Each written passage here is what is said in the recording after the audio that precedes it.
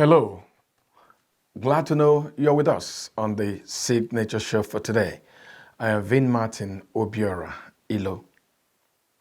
There have been so many arguments about the constitution that we operate in Nigeria today. Some have said that that constitution is not a Nigerian people's constitution, but a military constitution. Some say that constitution does not represent the diverse peculiarities of the Nigerian society. Some even say that we should have stayed with the parliamentary system of government and not the wasteful presidential system of government. Well, to talk about this constitution and what Nigerians should be doing to achieve nationhood, we'll have in the studio the former Acting Director General of the Federal Radio Corporation of Nigeria, Professor Samson Alhaji Shaibu. Also on the program today, we'll take you to Enugu State, where a gentleman is trying to create jobs for the teeming Nigerian youths. And the vehicle for this job creation is what he has called the Christian Music Talent Hunt. Also from Abuja, we'll be featuring the rector of the West Africa Broadcast and Media Academy, WABMA, on the commissioning of their new campus in Abuja. So much on our plate today. Don't go away. Signature Show continues in a moment.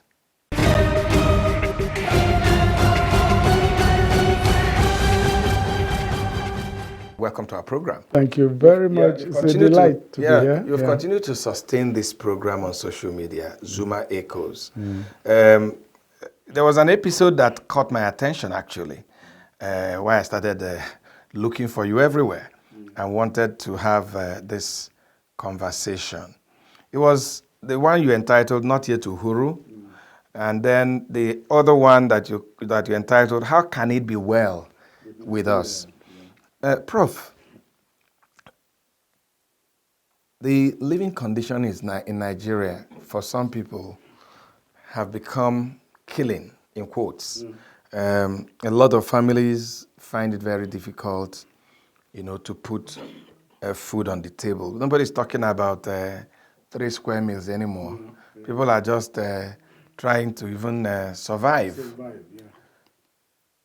How did we get here as a country? Yeah. It's a long story, but the dread alarm for where we are staying now has been sounded very, very many years ago. If you take a retrospective view of our nation, you remember we had a first republic that had vision. We had the likes of Sardauna of Sokoto, we have Tafawa Balewa, we have Zik, we had Awolowo, and so on and so forth. These were visionary politicians who were working on political manifesto and agenda. And then we had what we call 5-year development plan, 10-year development, and so on and so forth. Those people were not narrow identity politicians. They were passionate politicians. They were committed politicians. They were not there to satisfy their pockets. They were there to render service to humanity. And by their simple move, you will agree with me that the first republic politicians left so many legacies. For example, if you talk of Sir Ahmad Bello, yes, he was a conservative. He was seen by many as a religious bigot, but yet he left legacies. What are the legacies? ABU was the legacy. Kaduna Polytechnic was a legacy. There was a Northern Nigerian Development Corporation legacy.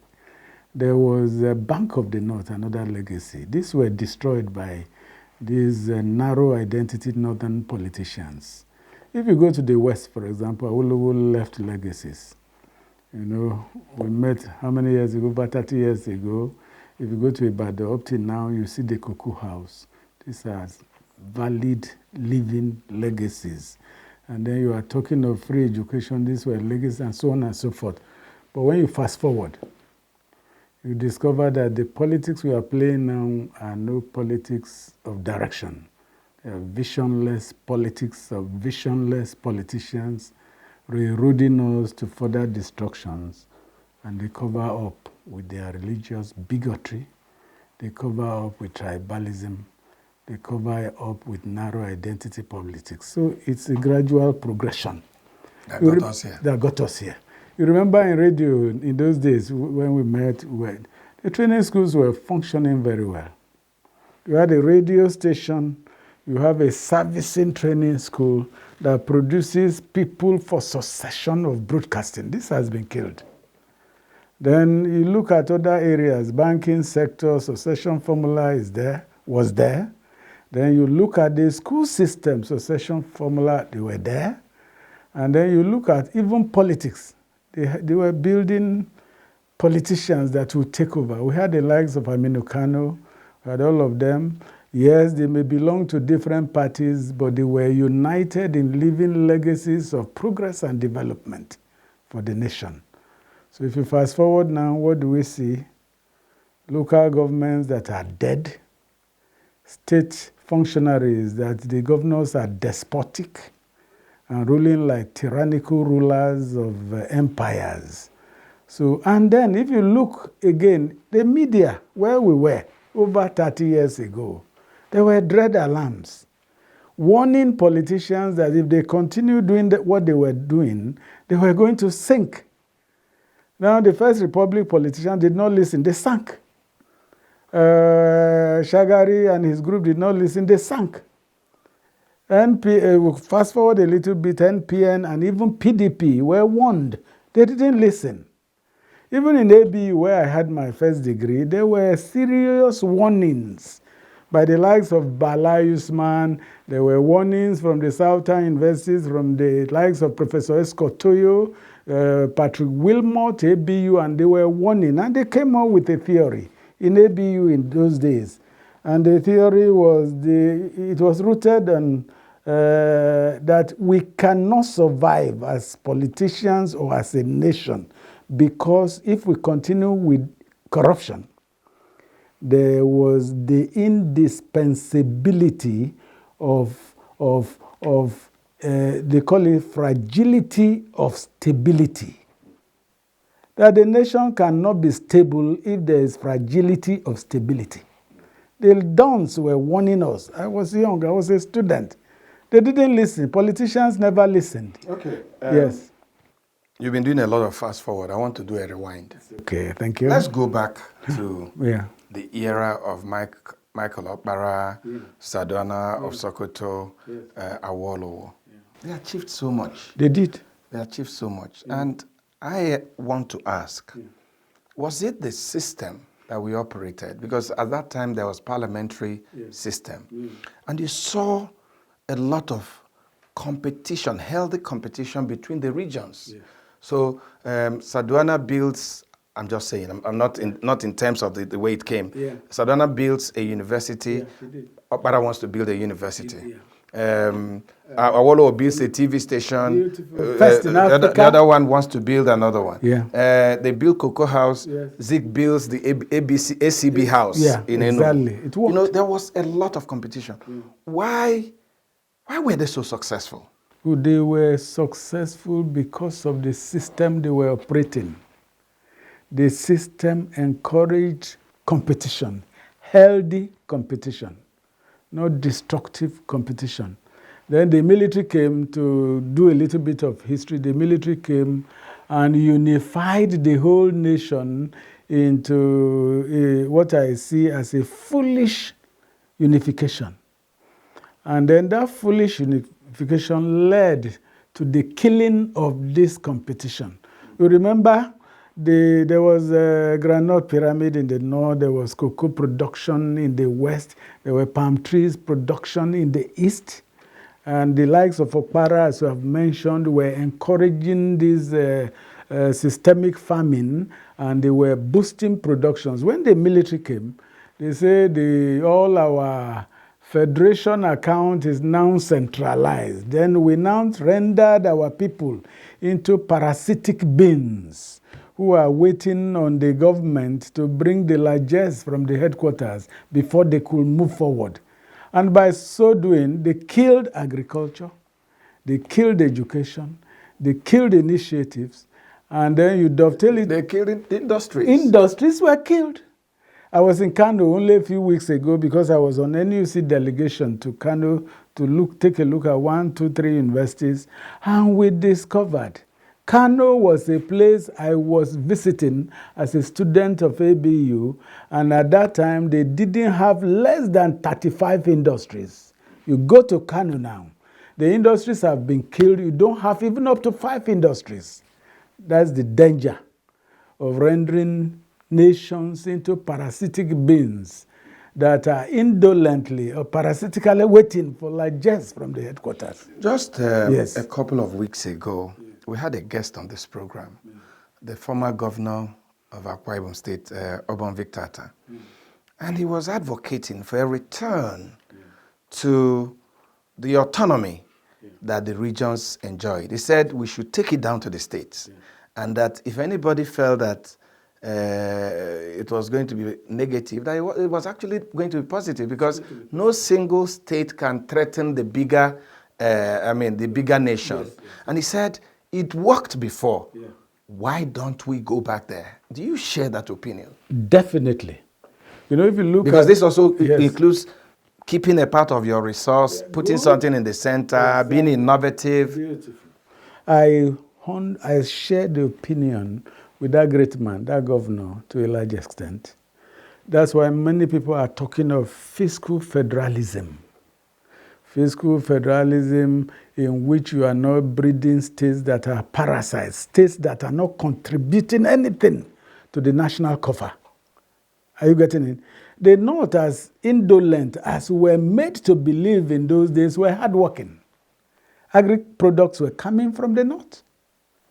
You get it. Granite pyramid was coming from the north. But now you have these black bag carrying contractors walking all over the place with nothing in their head, deceiving government and allowing government to be deceived for the system to be killed.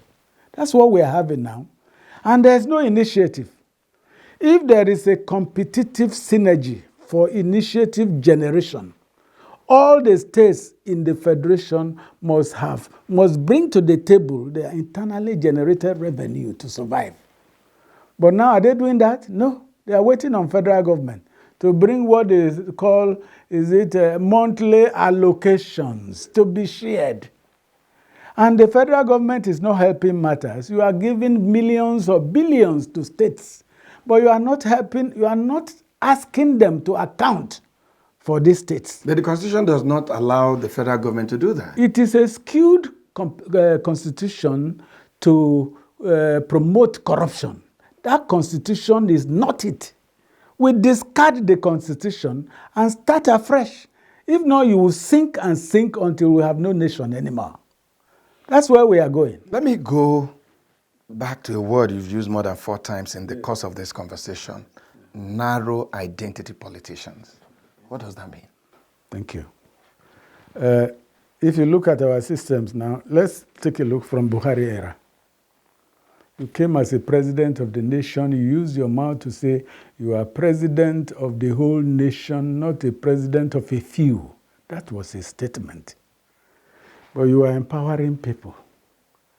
And then you empowered only your own people. Do you know Buhari succeeded in destroying himself, his regime? Because if you have people of like mind in your cabinet, it's like when you plant bananas, you reap monkeys. People of like minds, kowtowing to the puhu of leadership. How can you get progress? That's what happened in Buhari's regime.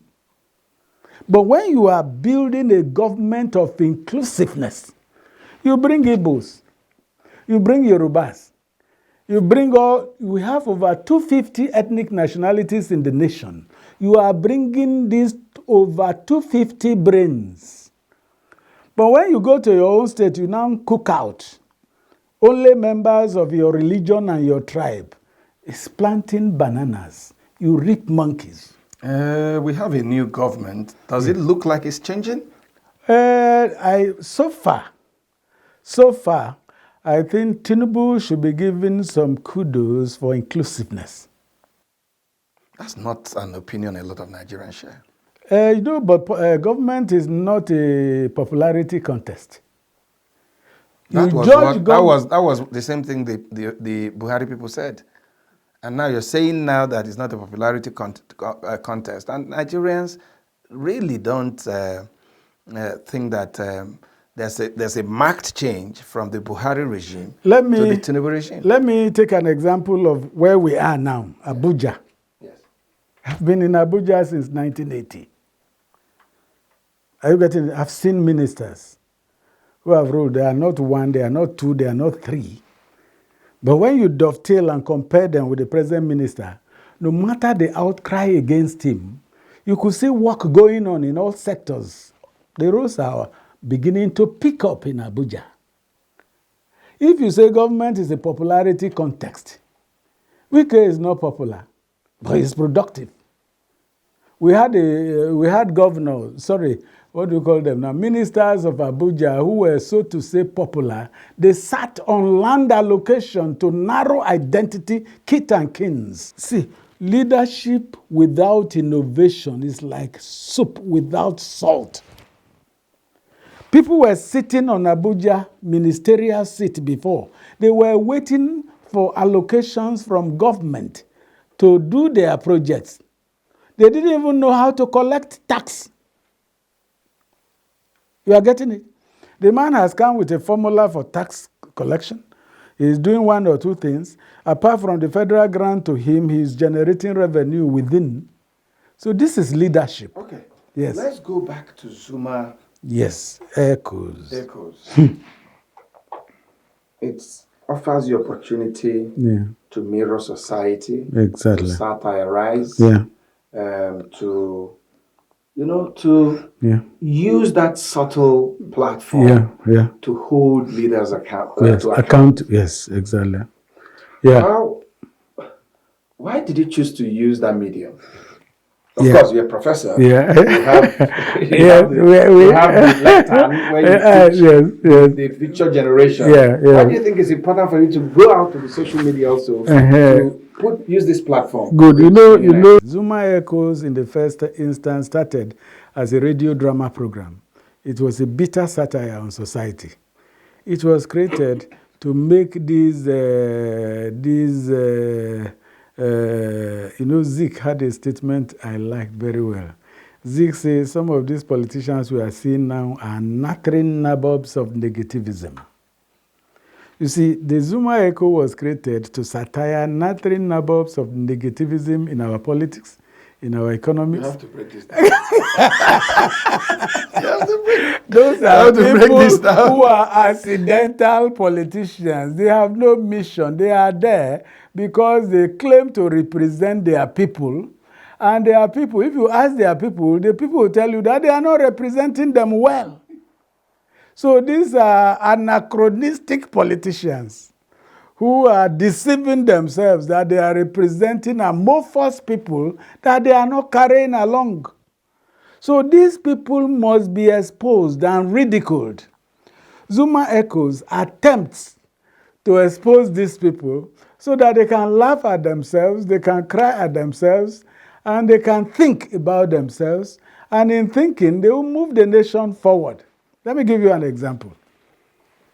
I was a beneficiary of Sardauna's program. When I call Sardauna, I'm talking of the likes of Zik, the likes of Okpara, the likes of Awolowo. If you see a Western man claiming that he didn't benefit from Awolowo, that's a bastard Western man. I benefited from Sardauna of Sokoto. I was in a village, a son of a poor man. I passed common entrance because there was what we call a northern common entrance examination. And then when those who passed, they send you to unity schools or star schools. That's how I passed. Secondary school, I was sent to a foremost GSS. No, there were less than 5 or 6 GSS, popular ones in the north. I was taken to one, GSS Dekina. Then after Dikina, I was taken to Federal Government College, Kaduna, for HSC. I had no godfather. I have no politicians to write a note and give me to go to Federal Government College. But today, can the son of a poor man do that? No. You must have a minister, or you must know somebody who knows a minister who must give you a note to do this, senator, whatever, before you are fixed. Or they ask you to pay money. Or they ask you to pay money. And in the system, there's a statement again, Roman Empire.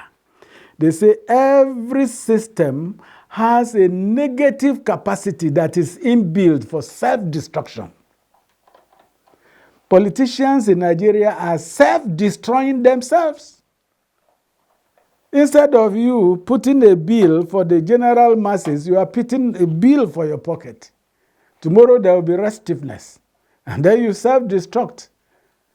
Now, we should take warnings from what is happening in the West African sub-regions and Africa. There are coups coming up now. Why are there coups?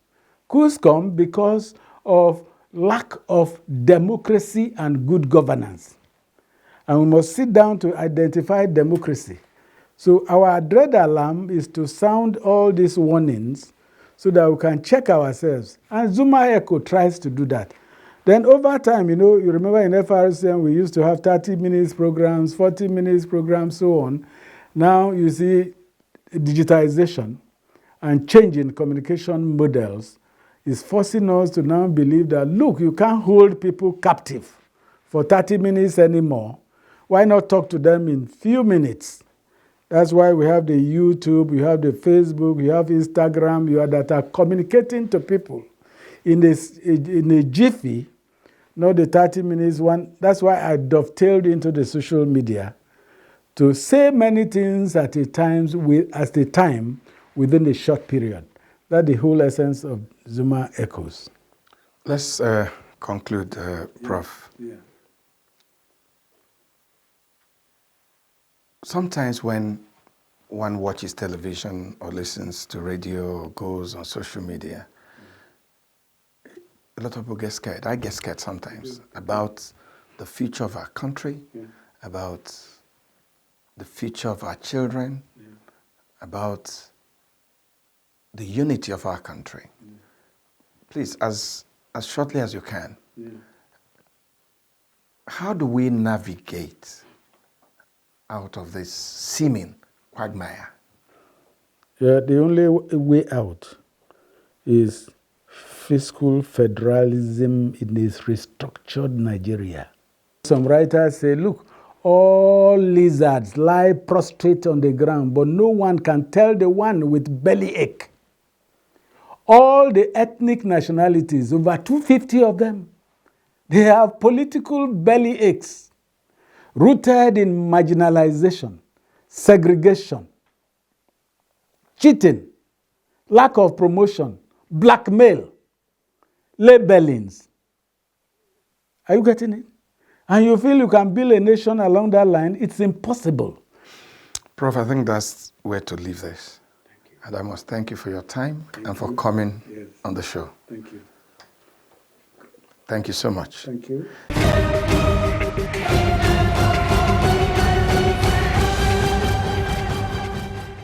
You're still watching the Signature Show this beautiful Sunday afternoon in Abuja. I am Vin Martin Obiora Ilo. And in the coal city, Enugu, a gentleman is, making a buzz around entertainment, but this time, call it Christian entertainment. He decided that there's so many young talents in the Southeast who would like to play gospel music. But the problem is they don't get the opportunity to blossom. So he decided that he was going to put together what he has called a Christian music talent hunt. It's called the Christian Music Talent Hunt, Voices in Praise VIP, taking place in the coal city on the 18th of December 2023. And it is my pleasure to welcome the founder and the man who has chosen to spend a lot of time grooming young people the Christian way. My pleasure to welcome Ozo Joe Mamelo, a lawyer, entrepreneur, and politician. But this time, he wants to put all this aside and concentrate on young people. Ozo Joe Mamelo, you're welcome to Signature Show. Thanks for having me. Voices in Praise, VIP. My question is, why did you choose Voices in Praise? And why have you chosen a Christian music talent hunt? Okay, first and foremost, I chose the Voices in Praise as a platform. You know, it is a platform to promote our young Christian artists who I feel that have not been given the good opportunity or a healthy opportunity for them to grow in the Christian musical world. So, and my inspiration comes from my desire to see that they have equal opportunities with their contemporaries in the other music world. In secular music? In secular music. I have had the opportunity of being the Commissioner for Culture and Tourism, and I did what was quite notorious in the state then, that's called the roadblock. I did roadblock 2, 3, and 4. And I know that some of the big artists we have now, we are like grade 3 upcoming artists then. So they had this growth in their own music world because of the opportunity given to them then. You know, we started them with some on 450,000 until the second one, 450,000. Some of them were able to go to studios and, you know, have some good record labels, you know, to do their music well. So, but these other ones, they come to our various churches, they sing for us, we enjoy it, they inspire us. Their voices are very sonorous, very soulful, but at the end of it, all we do is to clap for them and say, oh, that's beautiful. If it's in the choir, we say the choir is quite good. But after that, how about them? What have we done to them? What have we given back for what they gave?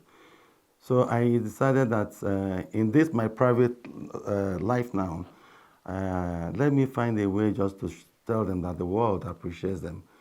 It's a kind of a platform. The Voices in Praise is using their voices as a force, you know, to encourage the faith. Evangelization can be through the music world. So we can, in singing, preach. Some of us can appreciate those preaching and evangelization through the force of music. Music is forceful, and it's so soulful. So at a time even you are depressed, you can find out that there is a music that might be playing that will suit your mood at that particular moment. So music is a force, and I want to appreciate them in that Christian world. So it's a big search, you know, in our various Christian communities to find these talented artists and use the Voices in Praise as a platform to offer them opportunities through shows and concerts and promotions. I remember when you were Commissioner for Tourism and Culture in Culture and Tourism in Enugu State, you promoted this roadblock. And I knew or know that as it grew from year 1 to year 2 to year 3, the budget kept expanding. Yes. I mean, running into tens and tens of millions. Yes. And here you are, Joe Mamel, and a private citizen. How do you want to pull this through? Do you have sponsors? Do you have funders? Or are you just going to do this by yourself? And if you are going to do it by yourself, how are you going to do it? Yeah, I thought about it. He who dares win. So, of course, you don't do it alone. I don't intend to own it. I intend just to be a kind of a steerer, a coordinator of this project. For me, it's a project. I've spoken to many of my friends who I know share the same view with me. You know, so I have people who have keyed into it.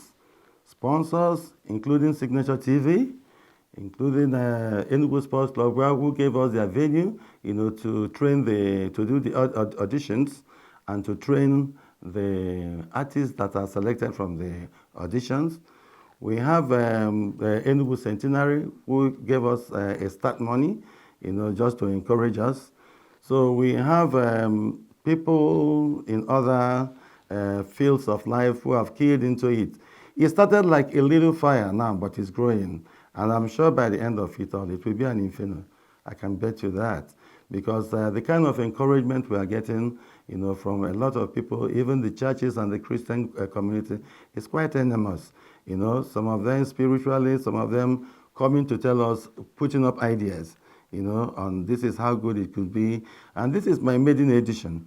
So we might probably make some mistakes, or we can get it nicely. But whatever happens, we are throwing it in. We are already at it. And we are putting in all our efforts. My money has gone into it, but no matter what it is, I believe that there's a time to give back to God. So I'm not counting my expenses now. I'm being highly motivated that I'm creating this opportunity. And I have friends who have keyed in to give these people life in their music world. And that is my contentment. Yes, you were in charge of cultural tourism, but is there a tourism bent to what you're doing?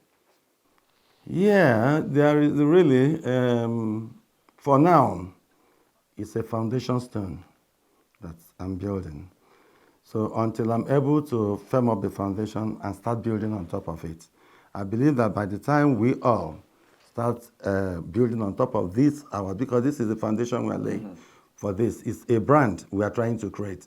But in creating a brand, you must have to lay a proper foundation for that brand. So this is what I'm exactly doing. At the time we have done this, and we believe that it has a firm foundation, then we are going to build on it, and that is when it becomes a part of tourism. So it is going to be an attraction in the States. Remember when I was the Commissioner for Culture and Tourism, I was doing a praise night that I invite a lot of gospel musicians. So by this time we have been inviting those that are already made. So we are trying. You now want to make. We want to make new ones. New ones. That is it. All right. I also heard you in an interview talk about this as creating employment for the young people. It's engaging them. If they said, give a man bread, you fed him for a day. Teach a man how to make bread, you have fed him for a lifetime. We have prizes attached to it, in as much as it's not too big, but it's an incentive. The first prize for this will be given $500,000.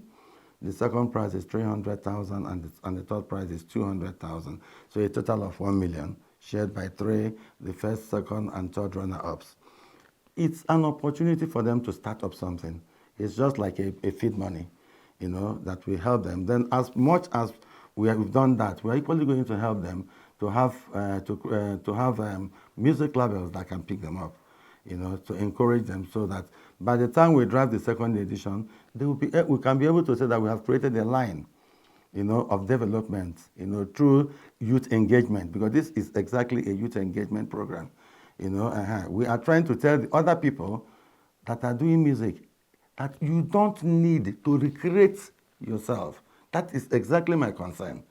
You don't need to open your nose, put up a ring, tear your henna, tattoo your whole body to be able to show that you are there.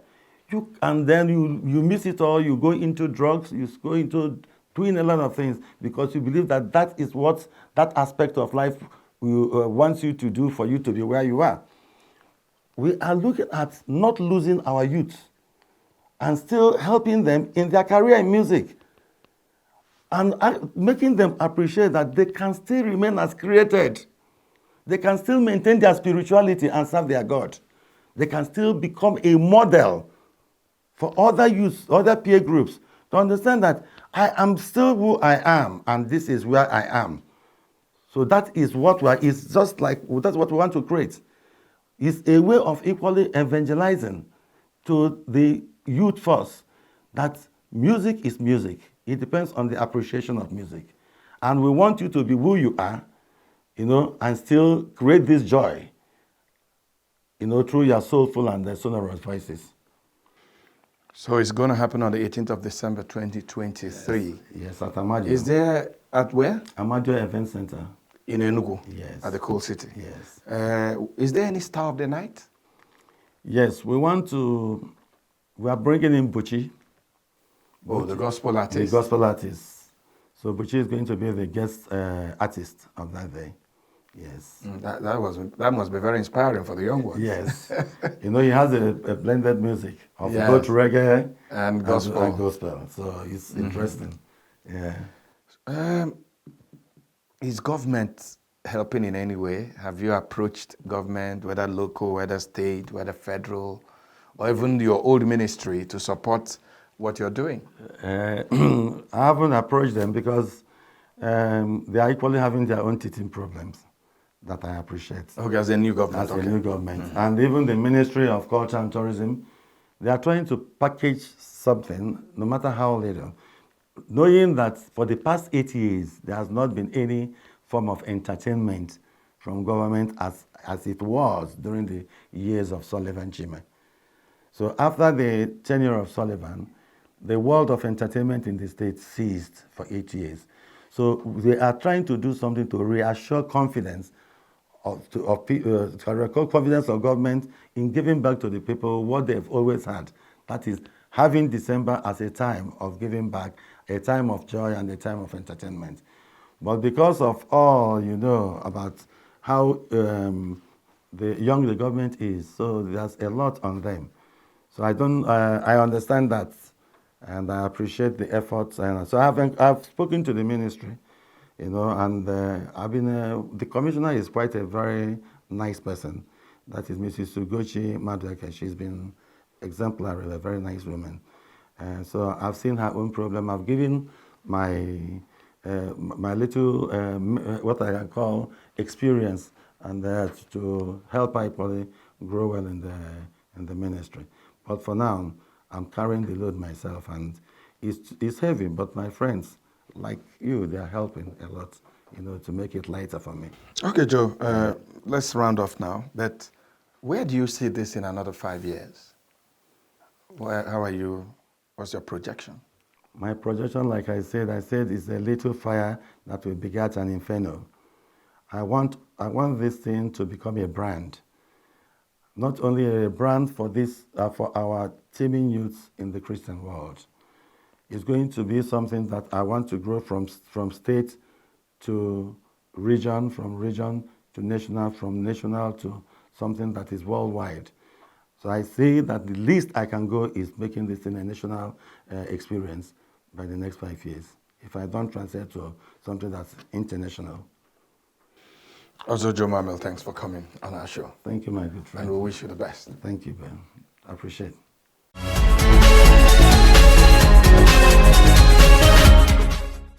The former Director General, Federal Radio Corporation of Nigeria, Dr. Ladan Salihu, says there is no doubt that Nigeria is going through difficult times, but the media remain the best tool that can unite and bring the country together through objective storytelling. Salihu, who was the chairman at the commissioning of the new Wabma Abuja campus and the 2023 long course graduation ceremony on Thursday, believes the media has a lot to do to hold leaders and citizens to account for transparency and accountability. He reminded the graduates that they have the ability and capacity to change the world based on the training they have received, charging them to be professional and ethical at all times.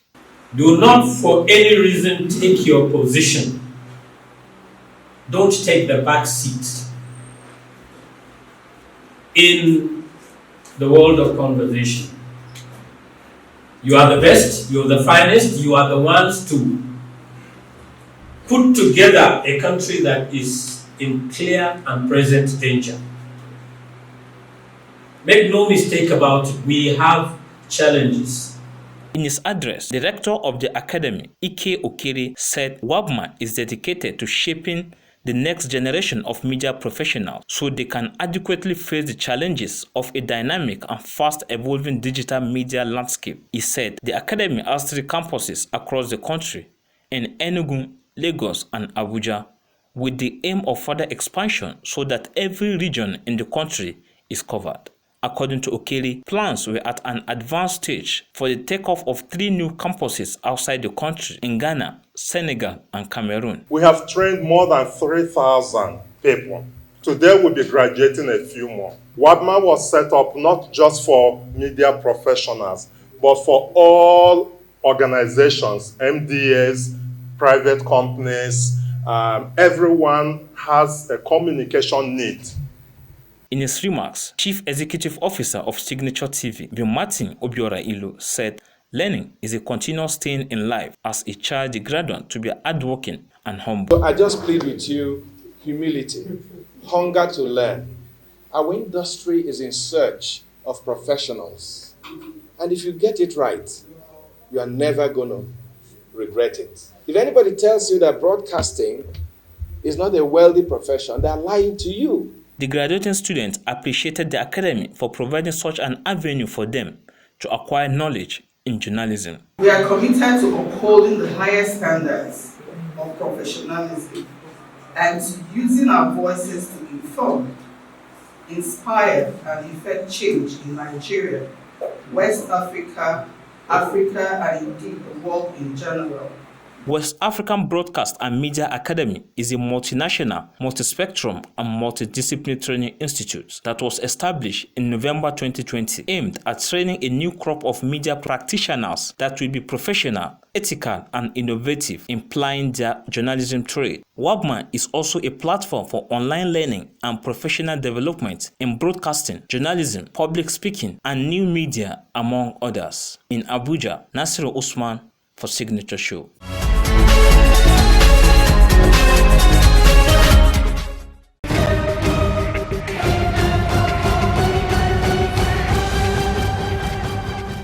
You're welcome to our program. Thank you, Vin. Thank you. On the 7th, we saw, a coming together of a lot of veterans, a lot of people interested in the media, the graduates, at your new facility in Jabi area of Abuja. And that turns out to be your 3rd campus. Yes. In a 3rd city in Nigeria. Yes. So tell us, how did this whole West Africa Broadcast and Media Academy, WABMA, come about? Thank you. Thanks for the opportunity. The West Africa Broadcast and Media Academy, WABMA, evolved over time.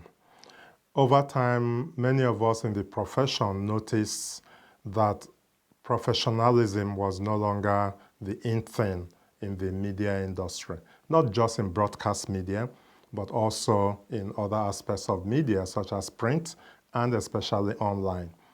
And then you are aware that with the deregulation of the broadcast industry in 1992, there was a proliferation of so many radio, TV stations, and then, of course, online. And not enough professionals were at hand to man these stations. And then right now, as we speak in 2023, Nigeria probably has more than 800 FM stations, and not enough professionals exist to even run these stations. Not to talk of the many online media houses, then not to talk of the many online print media. So the question now became, how do we develop professionals to fill up this industry? It was always a subject of conversation among many of us in the industry. And so around 2017, we began to crystallize an idea to have a well-run professional media training and certification academy that will not just be national Nigerian, but would be regional, West African sub-region. And so a lot of professionals came together, led by the venerable Kevin Ejiofor, Richard Asiebu, there was Jika Ato, there was Ladan Saliu. So many of us came together and we said, let's do something about it. The existing media training institutions at the time, such as the FRCN Training School and the NTA College, were focus on radio and television respectively, and did not have sufficient capacity to train for the whole industry. Also, they were focused mainly on in-person trainings. So you had to go leave your job and take away 6 weeks to 8 weeks or more to get trained. And when we were trying to start WABMA, we said we will overcome all of that. We'll overcome issues of distance, capacity, and technology. And so from the very beginning, WABMA was set up to be a multi-platform, multidisciplinary, and multinational training agency. And that is what it is now. And so that is how the idea came about, an international, multidisciplinary, multi-platform. So in other words, you could get all the trainings you want if you want to do just online without losing anything. And you could get all the trainings you want if you want a hybrid of online and in-person. And then multi-campus. Why are we opening campuses in many locations? In order to take this closer to people. Now you find that the whole of the North with 19 states, hardly any media training organizations exist here. NTA College exists in Jos, and that is one out of 19 states in Plateau. Now, what would many people do? And so WABMA coming to Abuja now brings high-class quality professional media certification training to the North. And so it's easier for people to access us. They don't need to go to Lagos anymore, nor do they need to go to Enugu. Our campus in Enugu is able to service all persons located in the southeast and south-south. And even north-central people come. And now north-central people can also come to Abuja. And then our campus in Lagos, of course, services the Lagos and southwest zones. 3 years Yes, of WABMA. yes. I mean, when you look back, what has been the achievement? Oh, it's been it's been 3 years of a roller coaster ride to our dreams, to doing what we love to do. In these 3 years, WABMA has, without any exaggeration, trained over 3,000 people. Now, not only in our regular trainings, we were fortunate to immediately get national acceptance, such that even the U.S. consulate in Lagos sought us out and made us a partner in the project Fact Check Nigeria project, which ran for a whole 1 year from 2021 to 2022. In that 1 year, they supported us to go to 17 states in Nigeria, where we trained about 2,200 young people in the art and science of fact-checking. And in that project, we also supported 20 radio stations with equipment and trainings. And now a lot of those stations partner with us in airing fact-checking programs. Now, the next year, 2022 to 2023, they also chose us to handle their political reporting project, which again involved trainings in 17 states also, this time only for journalists from all walks of media, print, online, broadcast media. And we brought them, trained them before the elections, how to cover the elections, how to be safe, how to use fact-checking technology to cover the elections, how to do financial political journalism, how do you trace the money and where it's going to. All of that we did. And we ended that project just this year in September with a political journalism award ceremony, during which the best of these 200 journalists we trained, whom we monitored their coverage, the best among them won awards. And then we've also worked with other organizations, such as the Ford Foundation, for instance, and our partners, Enugu Literary Society, for a project in Enugu, which was a political enlightenment project where we trained young people about the need to be part of the civic space. An eventful journey, I must say. Not 3 years without activities. A lot of activities, indeed. A lot. And you are in 3 locations in Nigeria. Yes. And the projection is that this will be something that is multinational. Yes. Any immediate plans for campuses to come up outside Nigeria? Yes. We're hopeful that in 2024 we'll be opening our Accra campus in 2024. That's our plan. And after that, we'll move further beyond Ghana into other parts of West Africa. We're exploring opportunities to open in Cameroon and Senegal. So all those are in the plans, but the most definite one is for Accra, Ghana in 2024. In 2024, we also want to expand our online offerings so that people can actually do all their certification courses online. And one thing we do, Vin, is that we place our graduates in internships wherever they are. So in whatever city they are located, we have the connections and we have the partnerships with media houses to place our interns. And that is one aspect of our trainings we take very seriously. And we get reports from those organizations to enable us know how to certify these people as being trained in that area. When you say certify, Yes. what certification does WABMA have? Oh, we already have our regular certification from our registrations at the CAC, but we're also pursuing certifications from the National Board for Technical Education. Okay, so that also is in the works. Now, we are pursuing a dual type of certifications there. We want to be a partner of a place like City and Gates of the UK to be able to offer those kind of certificates that are acceptable outside of the country.